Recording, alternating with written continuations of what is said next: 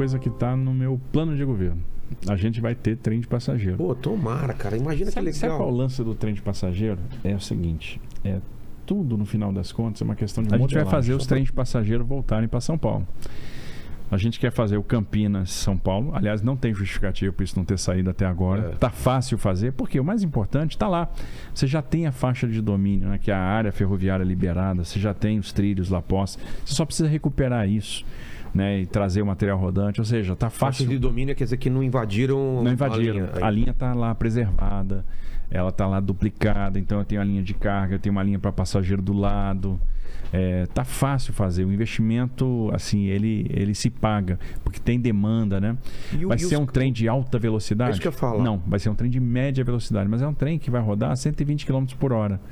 Para você vencer 80, 100 km, você vai fazer o seu percurso em 1 hora. Então você trabalha em São Paulo, dorme em Campinas. Tranquilo. Chegou em Campinas, você leva esse trem para Americana. Chegou em Americana, você leva esse trem para Limeira. E por aí vai, você vai crescendo. Esse é média velocidade até 120. Média velocidade. Alta velocidade até 160 você consegue fazer.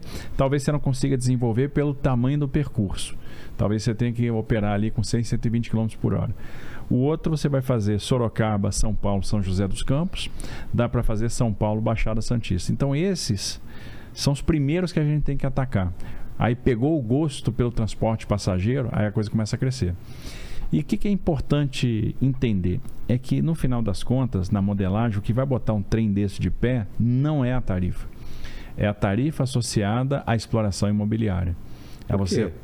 Porque o que acontece? A exploração imobiliária gera muito mais receita do que a tarifa. Mas ao redor das estações? Ao redor das estações, a estação tem que ser um centro de negócio.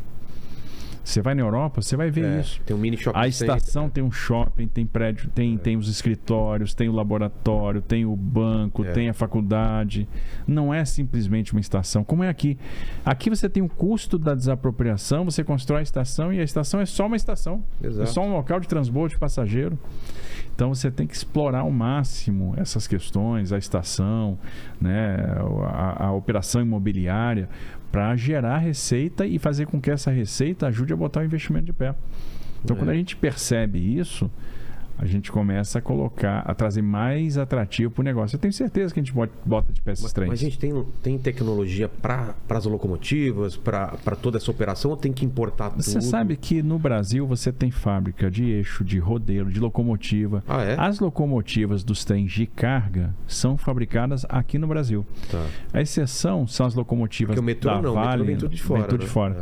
As locomotivas da Vale, lá que são aquelas que puxam os trens de carga da Vale, que aí são trens de 300 carros, 330 carros, é um negócio brutal. Aí elas têm mais potência, né? Elas vêm de fora. Mas a gente tem condição de fabricar isso aqui. E é talvez diesel ou diesel elétrico? elétrica. Diesel elétrica. Barra elétrica? É. O que? É híbrido, né? É como se fosse um híbrido, né? Você tem o diesel que faz parte da operação e depois ela é movida por eletricidade. Eletricidade nos trilhos ou por cima? Não. Aí é na locomotiva. Ah, na locomotiva? É. E no final das contas, você tem, num primeiro momento, a necessidade de importar material rodando de fora, mas depois você começa a fabricar isso aqui. Não tem mistério nenhum, a gente tem indústria para isso. E isso, então, está encaminhado?